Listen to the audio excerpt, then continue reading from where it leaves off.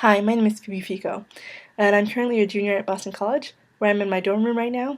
And I was born on November 24th, 1993. And I always thought this was the perfect birthday because I could totally justify getting birthday presents and Christmas presents, so I thought it was just great.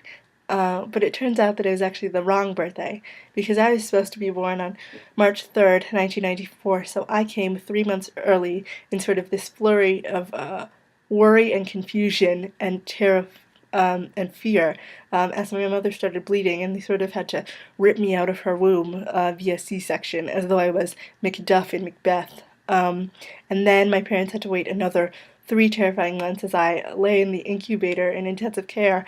And then once I was out of the incubator, they had to see if I was going to be able to actually sit up by myself, feed myself, write by myself, do everything, have the correct mental capacity all by myself. So, to say that I caused my parents hell at the beginning of my birth, at the beginning of my life and my birth, would be an understatement. And I think that maybe subconsciously, in a way, from hearing all these stories when I was little, I learned how to be good, how to be a good kid, and how to not get in trouble. So I basically learned how to get straight A's. I learned how to have friends. I learned how to not get called into the principal's office, not to act up in school. I learned how to be a good kid. But in learning how to be a good kid, that also had some drawbacks because I learned how to, not say anything when my classmates would call me cripple, or when they would make jokes about my disability. I learned how to just smile and take it. And in learning how to be good, I learned how to be silent, and that's a problem. And I didn't realize that this was a problem until I got to college. Uh, and I really realized it during the winter in Boston, which, as you know from this year's weather reports, is terrible.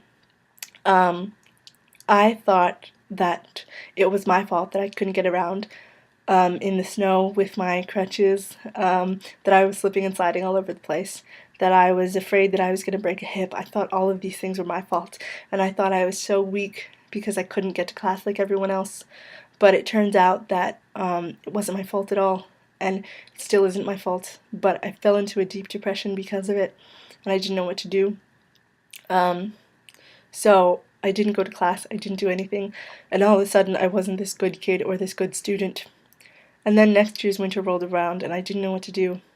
But instead of getting sad, this time I got angry. And I wrote a letter to the editor about how the school wasn't doing what they should be doing during the winter. And this led to my actually starting a new branch of my government, of my student government, where we deal with advocacy for students with physical disabilities. We create a community where they can come and meet. We bring speakers into our school so that they can talk about what it's like being disabled and what it's like living with a disability and how that can be a good thing instead of a positive thing, how we don't have to always be seen as children who need help, how we can be seen as full-fledged adults and full-fledged people who want love and who want affection and who want friends and who want jobs and everything. And we were working with the school to make it more handicap accessible, and we're working with the administration uh, to do all these things like create new signage, get better housing for people with disabilities, and just so that they could be aware that we're actually here and that uh, having people with disabilities on campus is a good thing and not a nuisance as it was once seen. And so with this, I learned how to get in trouble. I learned how to I learned how to get into good trouble.